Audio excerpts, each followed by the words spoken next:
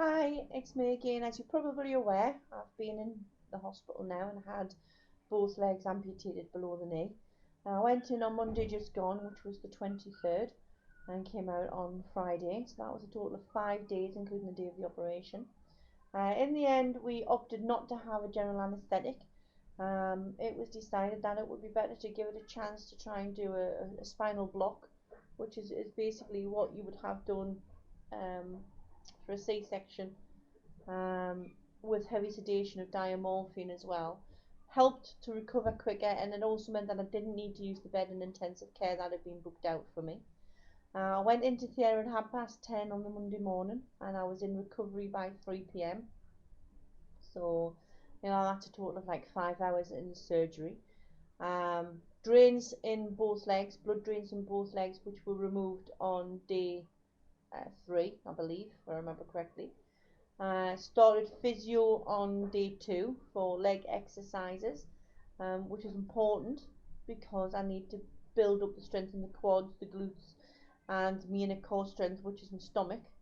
I don't know whether you are aware or not, but what can happen and what commonly does happen when people have a below the knee amputation is the tendons shorten because they don't get used properly anymore. So instead of being able to have your leg flat like that, you're left with a curve like that which doesn't straighten out, and that can cause issues when you come to have prosthetics later on. So that is something that I need to be careful of. So I'm doing all the exercises I'm supposed to do, building up on that slowly, incorporating Tai Chi and the Pilates as best as I can for the leg exercises to stretch the tendons and the muscles. Also to stop those muscles from wasting away now, because that is something else that can happen. Spent the first 4 days basically in the same position in bed, on my back, not moving, which was not comfortable. But I've got to be honest, I'm finding transferring to the couch and transferring to bed and toilet and things like that is exhausting. It's tiring, and between that and the exercises, it's extremely painful. I mean, in the hospital, I came off the morphine within a day. I left hospital on codeine and paracetamol for the pain. But with the exercising and the transferring now, and the fact that I'm not lying flat in bed all the time, I am going to have to go back and get reassessed for painkillers because the codeine just isn't cutting it anymore. Um, I've also realised how unfit I am. I'm also going to have to get social services in on Tuesday to do an emergency assessment of the house, which never got carried out. I could have actually been out of hospital on the Wednesday, but the one thing that was holding us up was the hospital didn't have any of the wheelchairs that I needed in stock. Um, Even though they placed the order a week before I went into hospital, because I needed an anti-tipping wheelchair, they didn't actually have any of those in stock, so we had to wait on delivery for that. As that was annoying, but couldn't be helped. I'll show you the legs now, show you the compression bandages that have been put on. I'll just ask Annabelle to move so you can actually see that's the bandages there. These will now be left on for 3 weeks, so it'll be interesting to see what the scars look like. This is the wheelchair that I'm now in. It's an anti-tipping wheelchair, as you can see. That's what it's like. Okay, sweetheart.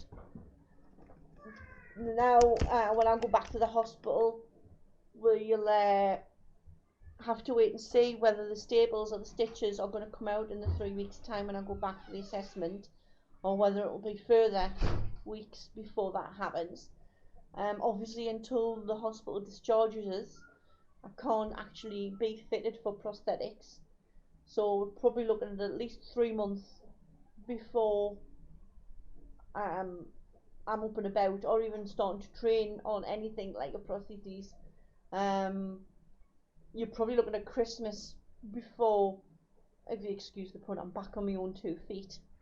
It's just going to be a long, hard slog, which we're just gonna have to do with. But at least I'm home and I'm out of hospital now. Um, you're gonna have your bad days, you're gonna have your good days. And I'll be honest with you, yeah, I came out of hospital on Friday and I spent most of Friday crying. Due pain, frustration, temper, uh, stress, tiredness. It all plays a factor in how you cope during the day. If you are going to go through something like this, the one piece of advice I would give you is to be as fit and as healthy as you possibly can before you go in for the operation. And whilst you're in hospital, use it to your advantage. Listen to what the doctors say. I mean, sometimes they do actually know what they're doing and what they're saying. And listen to the physios, do the leg exercises. At the end of the day, you want to come home. They're not going to let you home until they're happy with what you can do.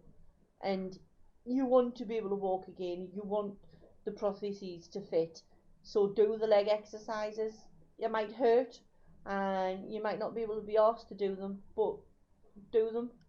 It's for your own benefit in the long term, and that's what you've got to think about. Um, each day I'm moving a bit further forward with what I can do. I mean, just within the space of coming out of hospital on Friday, and it's now Sunday. Um, I've been able to get dressed. Um, I've been able to participate in things with the family in the house.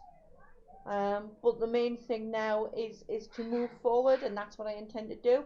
Hopefully, I'll get a log done later on in the week. But that's everything for now. Thanks for watching. Bye.